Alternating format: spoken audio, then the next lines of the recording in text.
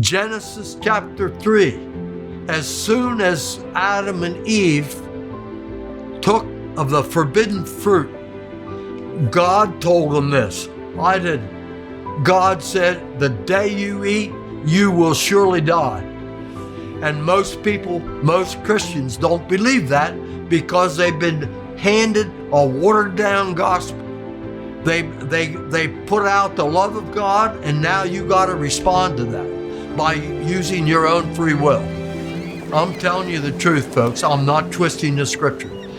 What I'm seeing right there in the whole valley, those bones were dry. Their sinews were dried up. And then God began to work, and then they heard the bones clacking together, and then they put flesh on them, and the rest, they brought life to them.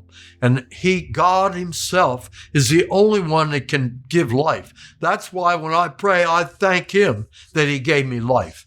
I don't thank my free will. Nowhere in scripture is your free will praised. Like God said, oh man, I'm trying to save you and you won't let me. But now you exercise your free will. Oh, thank you so much. No.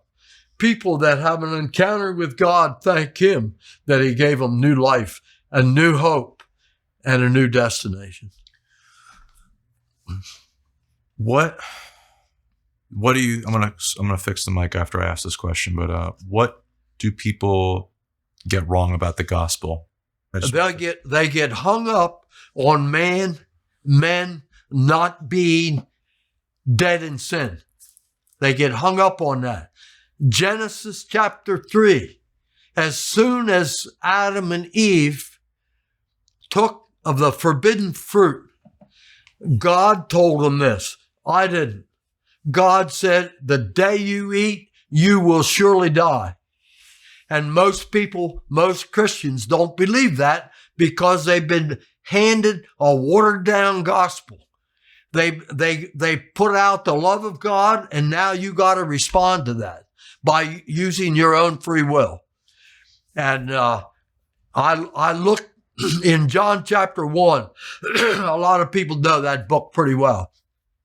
John chapter 1, he came to his own, and his own received him not.